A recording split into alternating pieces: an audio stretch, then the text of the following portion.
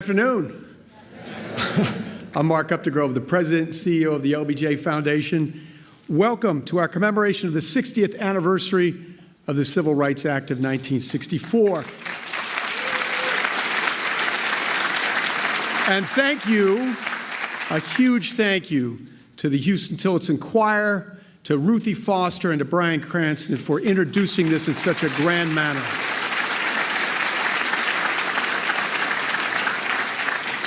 The walls of the LBJ Auditorium once again echo with history and voices from the past. 8 years after speaking to Americans in advance of signing the Civil Rights Act, which made real our nation's most sacred promise of all men are created equal, Lyndon Johnson stood on this stage as a former president and delivered his last public remarks. Battling a weak heart, President Johnson defied doctors' orders to give a keynote address at a civil rights symposium he had convened to talk about the state of race in America. He had something to say, and he was determined to say it. Until we overcome unequal history, he declared, we can't overcome unequal opportunity. There is work still to be done, so let's be on with it. The work would fall to others. The following month, our 36th president died of a heart attack at his beloved LBJ ranch. But even now, half a century later, we hear his call. Since then, 4 other presidents, including the first African-American president, have graced this stage to recognize the advancement of civil rights and to talk about the work still to be done. Today, we are deeply honored to welcome the 46th president, Joe Biden, who has made the central cause of his presidency the preservation and strengthening of democracy and has pursued a policy of equity for all, including people of color and others who have been historically underserved, marginalized, and adversely affected by persistent poverty and inequality. Among the many things he has done is to appoint the first black woman, Ketanji Brown Jackson, to the U.S. Supreme Court,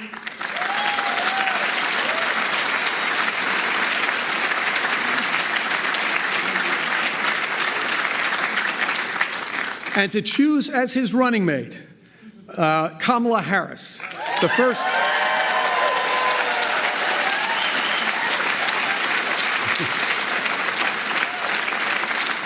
black woman, South Asian American to hold the vice president, but you already knew that.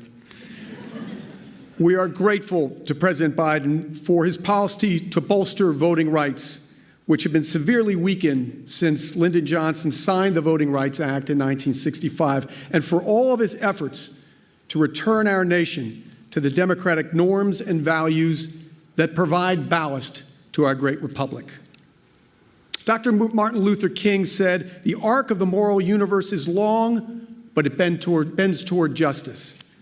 America is at its strongest when justice prevails, and when the winds of change make our country more united, more inclusive, more righteous. The Civil Rights Act we commemorate today, as well as the Voting Rights Act and Fair Housing Act, all championed and signed by Lyndon Johnson, are on exhibition in the LBJ Library's Great Hall just above us. Those transformative laws are surrounded by iconic photographs of the activists who held the front lines of the civil rights movement, and whose unyielding fearlessness in the face of racial tyranny helped bend the arc of the moral universe toward justice and a more perfect union. Among them is Andrew Young, who stood by the side of Martin Luther King Jr. as a lieutenant in the movement they forged as much as any. Upon awarding Ambassador Young the Medal of Freedom, President Jimmy Carter said, "Andy Young is the brightest star in the American firmament. He's a man who represents integrity and understanding, humility and purpose. He has carried on well the heritage of Martin Luther King." To introduce the President of the United States, ladies and gentlemen, please join me in welcoming Ambassador Andrew Young.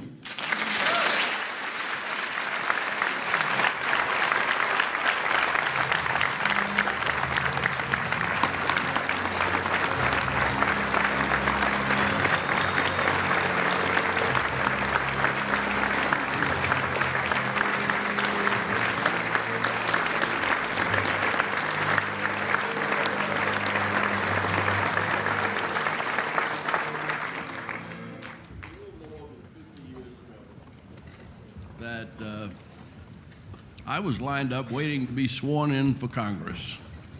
And there was another little fella in the Senate who was too young to get in. They had to wait 3 or 4 days till he turned 30 to swear him in as a United States Senator. For the last 50 years, he has devoted himself to fulfilling the dreams of the American people, all of them, rich, poor, black, white, red, green, gay, straight, whatever we are. And I'm here reminding you that if you live long enough, all of us are going to be handicapped one day. But few people have been able to thrive and succeed in the midst of so much pressure and tension and responsibility as Joe Biden. And I was thinking what I should say, and I said that maybe Ray Charles said it best when he started his recording of America the Beautiful with the 3rd verse of that song. And it said, "Oh, beautiful for heroes proved in liberating strife, who more than self their country loved, and mercy more than life. America, America, may God thy gold refine, till all success be nobleness, and every gain divine."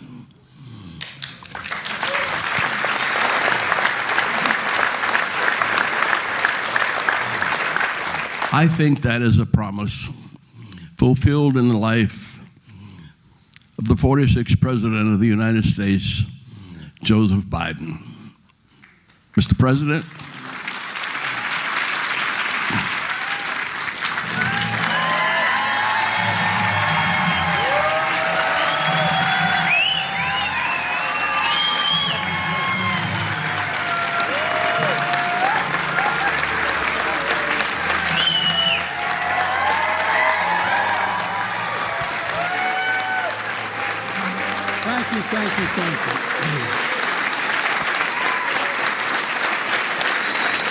Thank you. Thank you.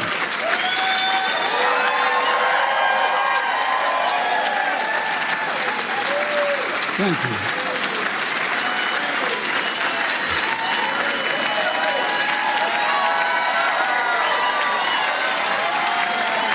Thank you. Thank you, really. Thank you. Please.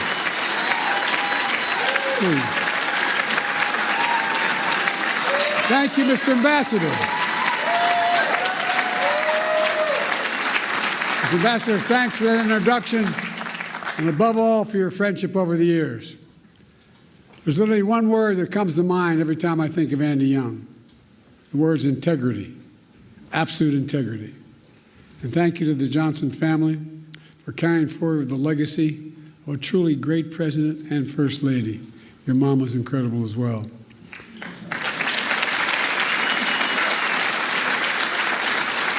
The same goes to Mark Upgrove, president of the LBJ Foundation. It's great to be back here. I thank you all and distinguished guests gathered here today.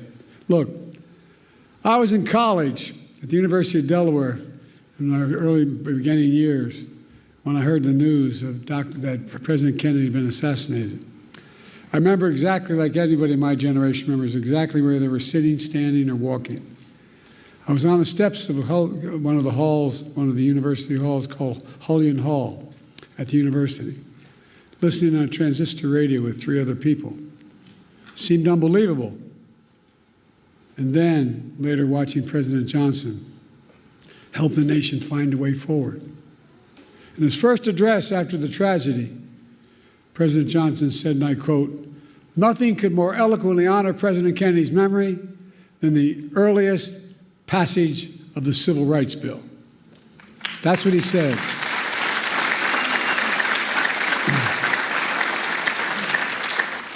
As a kid coming up, I always admired President Johnson for his public service, whether it was a school teacher in South Texas, Master of the United States Senate, historic Vice President and President, his philosophy was simple. In a great society, no one should be left behind. He'd say, it's time for us to come to see that every American gets a decent break and a fair chance to make good. And as Andy Young said, President Johnson met repeatedly with the civil rights leaders and built a coalition to bring that vision to life. And he did. He brought it to life. Over 50 years, the LBJ Foundation has convened this symposium to reflect one of the crowning achievements, the Civil Rights Act of 1964, a defining moment that has since opened doors of opportunities for all Americans, regardless of race, sexual orientation, gender identity, religion, national origin. Together with the Voting Rights Act and the Fair Housing Act, these three landmark laws he signed are remarkable in their scale and their scope. Taken together, these three acts have made this nation fundamentally more fair, fundamentally more just, and most importantly, fundamentally more consistent with our founding principles. For real. And we're a better nation because of them. We must be clear. Their work, our work, is not done.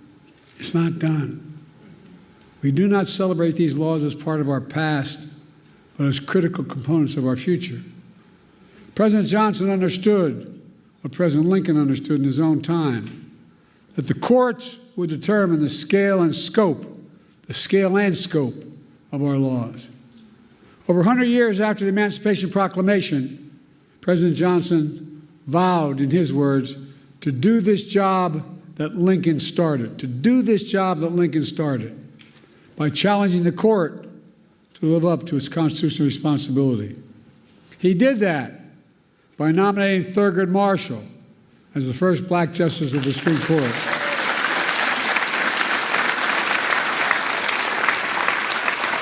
And by aggressively defending civil rights throughout the courts. But now, we live in a different era.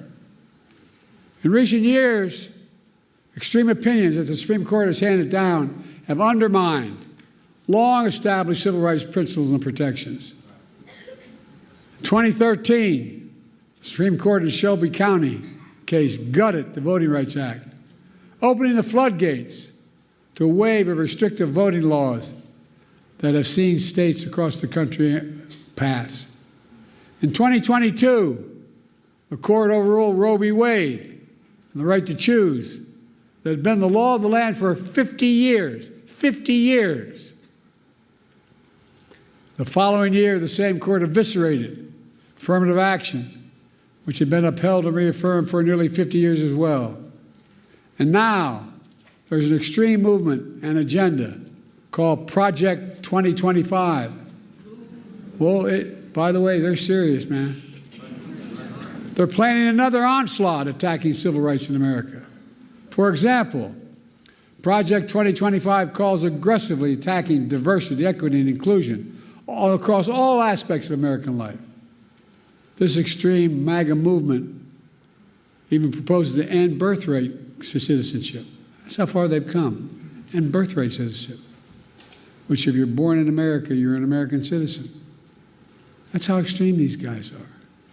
This issue and so many other civil rights that Americans take for granted are likely to come before the court in the years to come.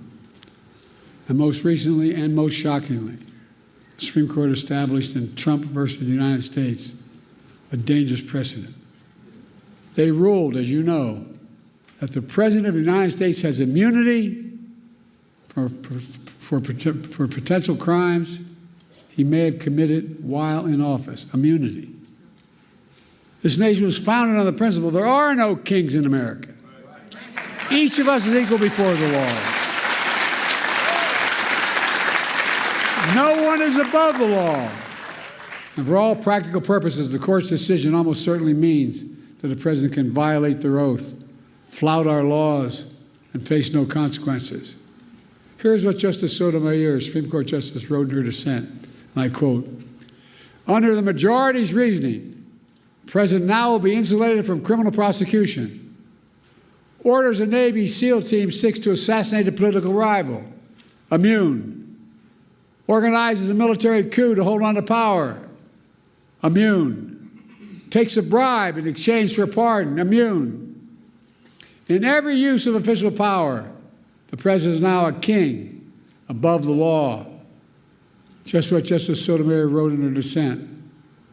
Folks, just imagine what a president could do in trampling civil rights and liberties given such immunity. The court's being used to weaponize an extreme and unchecked agenda. This decision is a total affront to the basic expectations we have for those who wield the power in this nation, that they are expected to be wholly accountable under the law. The President is no longer constrained by the law, and only limits on abuse of power will be self-imposed by the President alone. That's a fundamentally flawed view and a fundamentally flawed principle, a dangerous principle.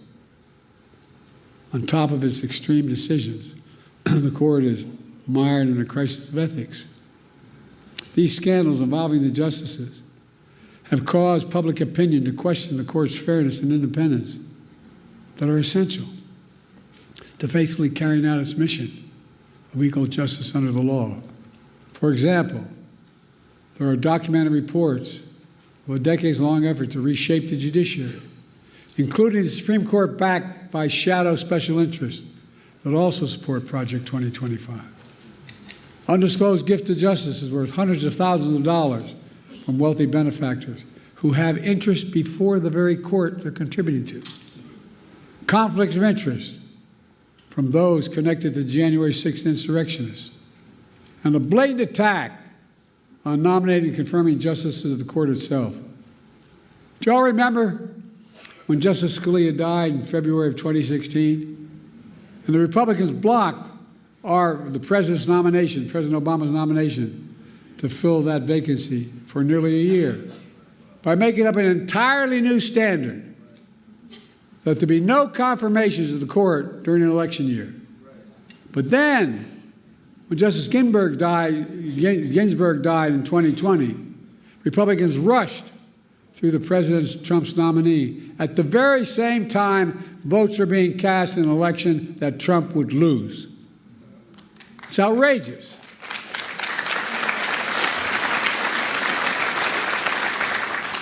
I know I don't look it, but I served in the Senate for 36 years, including as chairman and ranking member of the Judiciary Committee.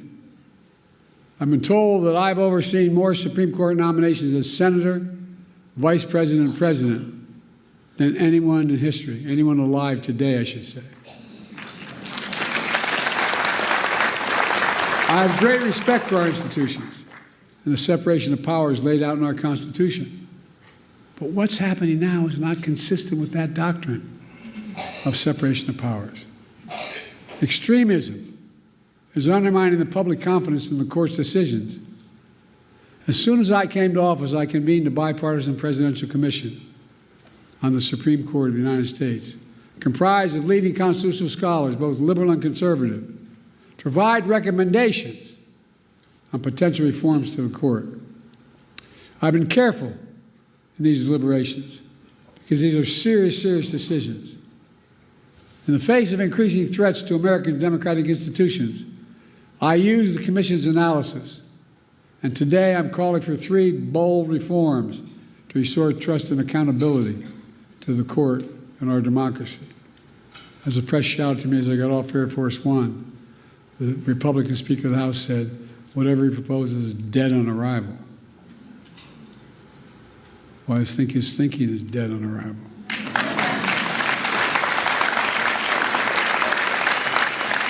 First, I'm calling for a constitutional amendment called "No One is Above the Law" amendment. It holds, and I mean this sincerely, it holds that there's no immunity for crimes former president committed while in office. I share our founders' belief that the president must answer to the law. The president is accountable in the exercise of the great power of the presidency. We're a nation of laws, not kings and dictators.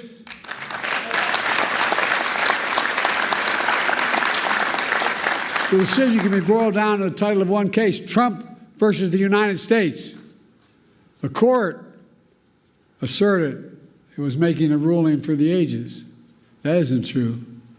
The court made a ruling for one, a former president. No other president in our history has asked for this kind of immunity for criminal actions. And no president, no former president, not me, not one, has and should have been given any exception to this with such immunity. The second thing I'm asking for, we've had term limits for presidents of the United States for nearly 75 years after the Truman administration. And I believe we should have term limits for Supreme Court justices of the United States as well.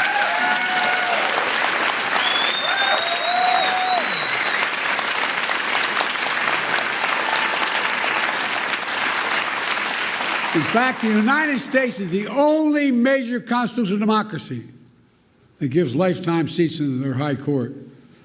Term limits would help ensure that the court membership changes with some regularity. That would make timing for the court's nomination more predictable and less arbitrary. It would reduce the chance that any single presidency imposes undue influence in generations to come. The bipartisan commission I convened analyzed various term limit structures. Based on their report, I believe the best structure is the 18-year term limit. That would help ensure the country would not have what it has now, an extreme court that's the product of an attack on the confirmation process that's been weaponized by those seeking to carry out an extreme agenda for decades to come. By the way, these guys mean it. These guys mean it. Project 2025 is real. They mean it. Third, I'm calling for a binding code of conduct for the Supreme Court.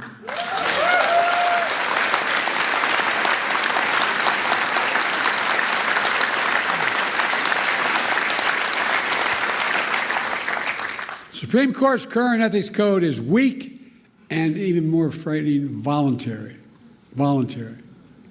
Any code of Congress must be enforceable. Under the reform I propose, justice would be required to disclose gifts, refrain from public political activity, recuse themselves in cases in which they or their spouses have a financial or other conflict of interest. Most people don't realize that Congress passed a law decades ago that says all federal judges, including Supreme Court justices, have to recuse themselves in such cases. But the current justices insist on enforcing that requirement themselves without any public oversight or compulsion. See, that's their decision. They don't have to tell us how they made it. That might work if the court was actually enforcing those requirements, but they are not. The court is not self-policing. The court is not dealing with the obvious conflicts of interest. We need a mandatory code of ethics for the Supreme Court, and we need it now.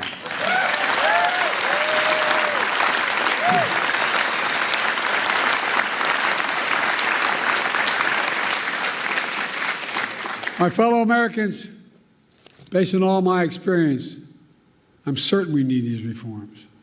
We need these reforms to restore trust in the courts, preserve the system of checks and balances that are vital to our democracy.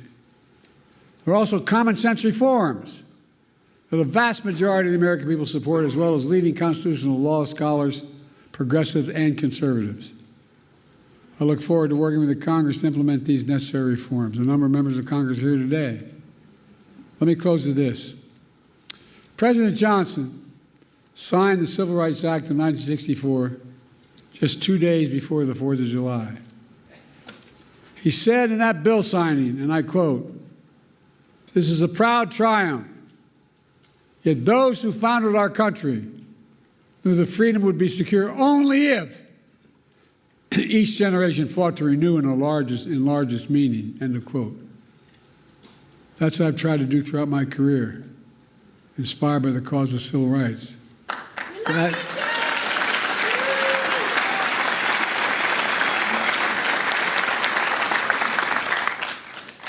That's what got me involved initially. My state was a state that was segregated by law. We were one who, only reason we didn't fight in the side of the South, we couldn't get there. I'm serious. What motivated me to be a public defender, a county councilman, I'll never forget, I had a good job with a big trial firm. And in Delaware, you have to study for the bar for 6 months before you're allowed to take it. And in the meanwhile, I was studying for the bar. That's when Dr. King was assassinated. We're the only state in the nation, city in the nation, that had the military stationed on every corner with drawn bayonets for 10 months, insisting, because we had a very conservative Democratic governor. In those days, when the Democrats won, they could choose to be part of the Southern Governors or Northeast Governors Conference. They choose the Southern Governors Conference lots of times. But guess what? It got me engaged. I love how reading these biographies of me now that I knew I was going to run for president. I remember walking in to the public defender's office, which was part-time at the time, and asking for an application because I wanted to join the public defender's office. And he looked at me, his name is Franny Kearns, he said, "Don't you work for Pickett, Ward, Burton, Sanders?" I said, "Yeah." He said, "Why the hell would you want to do this?" Not a joke. But I said, "Let me do it." I became a public defender. Folks, here's the deal. Because I got engaged like a lot of you do, whether you run for office or not. You get engaged and you want to change things. So I kept trying to change the Democratic Party in my state, which is very conservative. And then a group of people came to me, as my senator knows, Chris Coons, came to me and said, "Look, we want you to run for state senate." I said, I can't go to Dover all the time. I'm just starting a law firm. I'm a part-time public defender. And then they came back to me and said, "Why don't you run for the county council?" I said, I can't. They said, "You stupid SOB, it's right across the street there." I'm serious. Meets only twice a week. So my sister, my best friend, managed my campaign, and we picked a district that we couldn't possibly win. No Democrat had ever won. But my problem was I had my sister doing my campaign. And we won. Next thing I know, I was part of a group assigned as young senators, young elected officials, to try to bring the party around to get someone to run for the United States Senate. And I was put on a commission. When you're the young lawyer, you get to turn the lights on and off after every meeting. And so I remember going down to the Democratic convention, off year, in Dover, Delaware. And after the afternoon session, went back and I was in my room. There's a nice motel you just drive up to, get out, walk in your door there. And you know, an 8x10 bathroom, a shower, and a stall. And I had my towel around me and a shaving cream on my face, and they were bam, bam, bam at my door. And I thought it was the guys that came down with. The guy was had a talk show named Bob Cunningham, was a big civil rights guy, and two others. So I thought it was them, and I walked to open the door. There was a former governor, former Supreme Court justice, swear to God, the state chairman, and the former congressman. And they said, "We just had dinner." Well, I said, "I'm sorry, gentlemen." And I walked in, and I ran to the bathroom, shake the shave grip, thinking I could put something on. There wasn't anything there.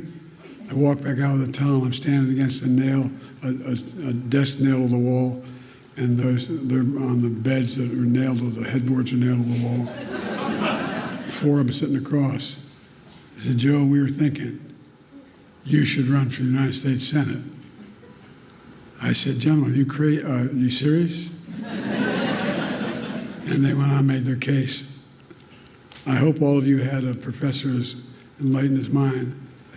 I had one professor named Dr. Ingersoll, my political philosophy professor, at the University of Delaware, which is between Dover and where I was going home. So I called him, I could stop by and see him. And I said, what do you think I should do? He said, Joe, remember what Plato said. I'm thinking, what the hell did Plato say? Seriously. So Plato said, the penalty good people pay for not being involved in politics is being governed by people worse than themselves. I went home and spoke to my deceased wife.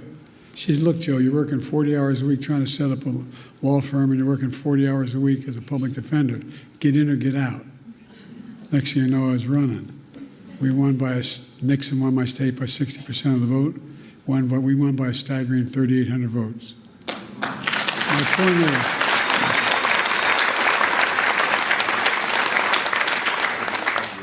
I didn't know what the hell I was doing. But look, and I went on to be able to be, I had to wait a little bit to be sworn in. You got to be 30 to be sworn in. And then I was the vice president, the first African-American president in American history.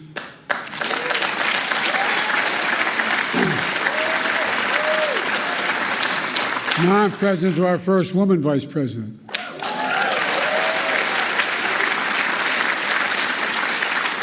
I've made clear how I feel about Kamala, and she's been an incredible partner to me, a champion of civil rights throughout her career.